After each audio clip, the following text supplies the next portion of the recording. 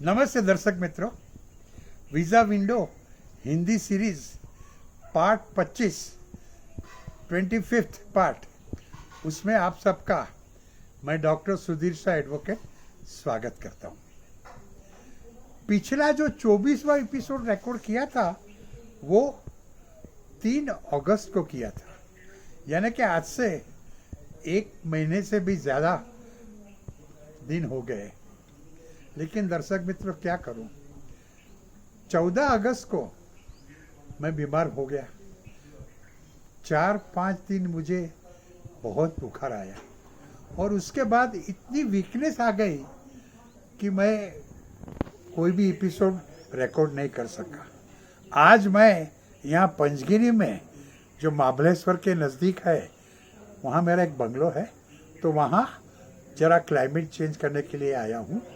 तो मैंने सोचा कि चलो बहुत दिन हो गए हैं तो वीज़ा विंडो का एपिसोड यहाँ रिकॉर्ड करूँ। दर्शक मित्रों, पिछले 24 एपिसोड में मैंने आपको अमेरिका के इमिग्रेशन के हिस्ट्री के बारे में बताया है, अलग अलग प्रकार के नॉन इमिग्रेंट वीज़ा के बारे में बताया है, change of status, adjustment of status, 3-10 year bar, 90 दिन का rule, B1 B2 visa, H1B F1 visa, J1 visa, L1 visa, और ये जो कोविड-19 के समय में अमेरिका के प्रेसिडेंट ट्रंप ने जो अलग अलग 2 प्रोक्लेमेशन बाहर गिराए थे, उसके बारे में भी मैंने आपको जानकारी दी थी। तो आज मैं आगे जाने से पहले थोड़ी सी बातें फिर से दोहराना चाहता हूँ। सबसे पहले अमेरिका का जो इमिग्रेशन का कानून है, जो लॉ है, उसका टाइटल है the immigration and nationality act 1952।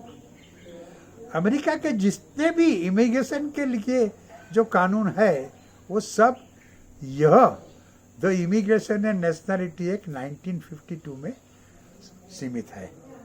और 1952 के बाद जो भी चेंजेस आए वो यही कानून के अंदर उन्होंने दर्ज कर दिए हैं। तो जब भी आप अमेरिका के इमिग्रेशन के बारे में सोचे तो the immigration and nationality act 1952 ध्यान में रखिए। यह एक्ट के दरमियान अमेरिका के वीज़ा के 2 प्रकार बनाए हैं, नॉन इमिग्रेंट और इमिग्रेंट।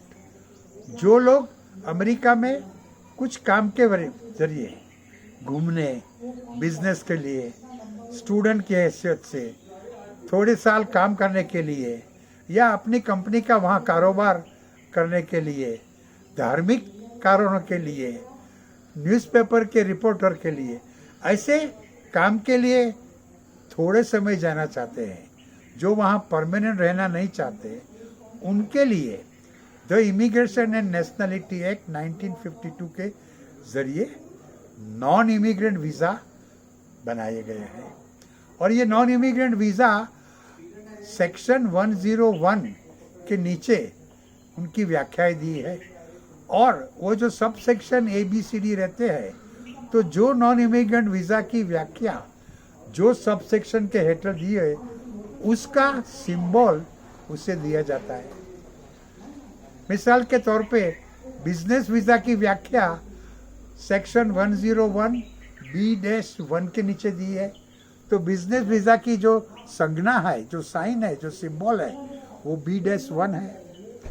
जो टूरिस्ट वीज़ा है वो B-2 के नीचे डिफाइन किया गया है, तो उनकी संज्ञा B-2 है। स्टूडेंट वीज़ा F1 के नीचे दिखाया गया है, तो उसकी संज्ञा हो गई F1। तो ऐसे A to Z non immigrant visa है।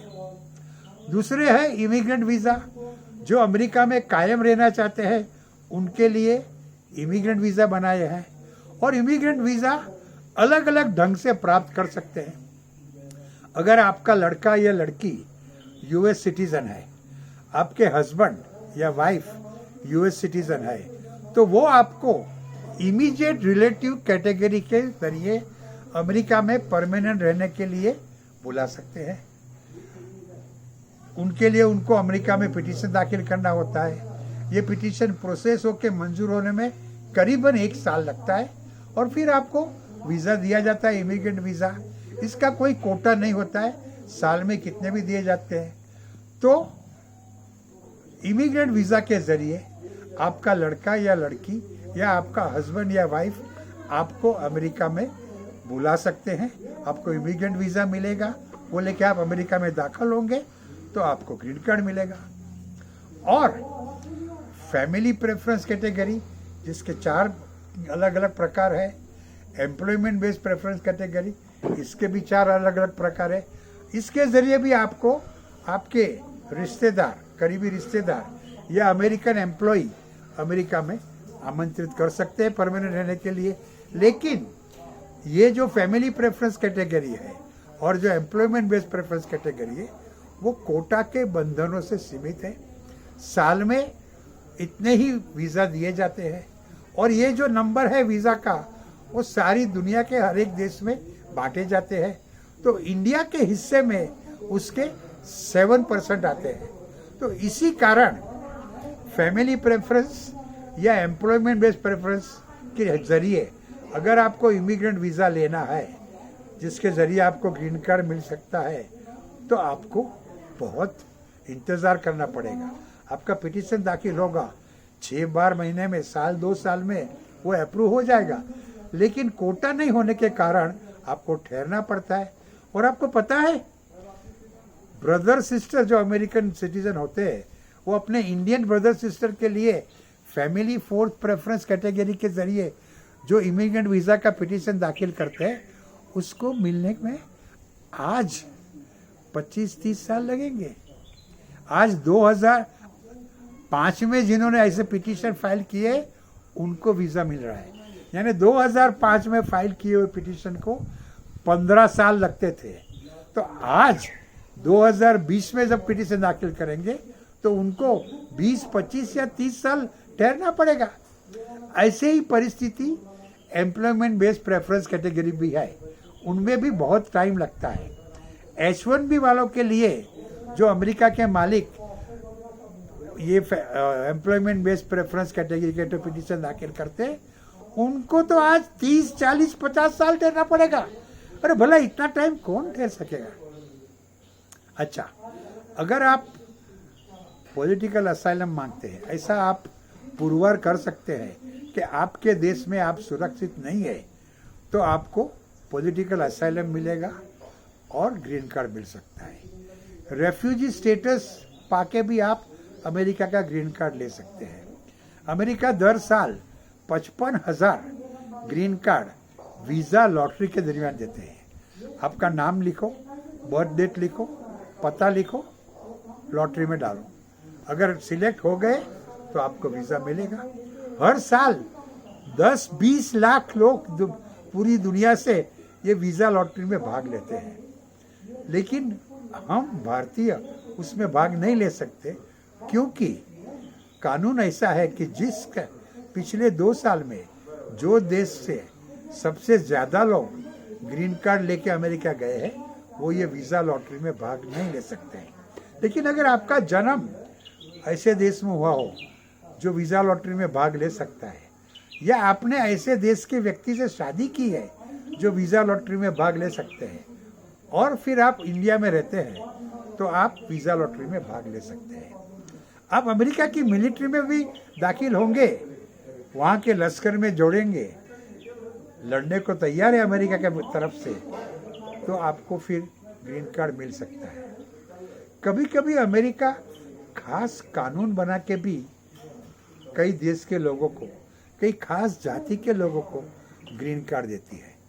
और ये सब अगर आप नहीं कर सकते हैं, तो 1990 में अमेरिका ने एक नया कानून बनाया है, employment based 5th preference category, जिसको हम EB-5 कहते हैं।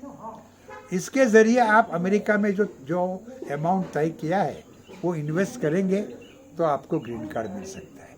तो ऐसे अलग अलग तरह से आपको ग्रीन कार्ड मिल सकता है, नॉन इमिग्रेंट और इमिग्रेंट वीज़ा। ये सब जानकारी मैंने आपको दी थी। और फिर B1, B2, F1, H1B, J1, M1, L1 visa की भी जानकारी दी थी। इस बीच में मैंने आपको जो प्रेसिडेंट ट्रंप ने ये कोविड-19 के लॉकडाउन पीरियड में 2 ढंढेरे जो बाहर निकाले थे उसके लिए भी जानकारी दी थी। तो दर्शक मित्रों, ये सब सोच के जान के आप घबराना नहीं, आप ऐसा मत सोचना कि अमेरिका जाना बहुत मुश्किल है। आपका जो अमेरिकन सपना है, अमेरिकन ड्रीम है, वो आप छोड़ मत देना। अमेरिका एक बहुत अच्छा देश है। आप वहाँ जाओगे तो आपकी तरक्की होगी। वहाँ जाओगे टेम्पररी या परमानेंट, वहाँ जो तरक्की करोगे तो आप फिर भारत को ही, अपने देश को ही मदद कर सकोगे। तो अभी अगले हफ्तों में, अगले एपिसोड्स में मैं आपको आगे के वीज़ा के बारे में, इमिग्रेंट वीज़ा के बारे में, जी जो नॉन इमिग्रेंट वीज़ा के बारे में मैंने आपको अब तक जानकारी नहीं दी है, उसके बारे में मैं आपको जानकारी दूंगा। तो तब तक आप ये कोविड-19 के दरमियान, लॉकडाउन पीरियड के दरमियान घर में ही रहना, सुरक्षित रहना, अपना अमेरिकन ड्रीम छोड़ मत देना, डरना नहीं। अगर अमेरिका जाने के लिए आपको कोई कानूनी जानकारी चाहिए तो यूएस वीज़ा विंडो इमिग्रेशन की दुनिया का कांटेक्ट करना। मेरा मोबाइल नंबर है 9820419469। मुझे फ़ोन करना, मैं आपको प्रोफेशनल गाइडेंस दूंगा। और यूएस वीज़ा के बारे में कोई भी तकलीफ है तो डरना मत, मैं हूं ना।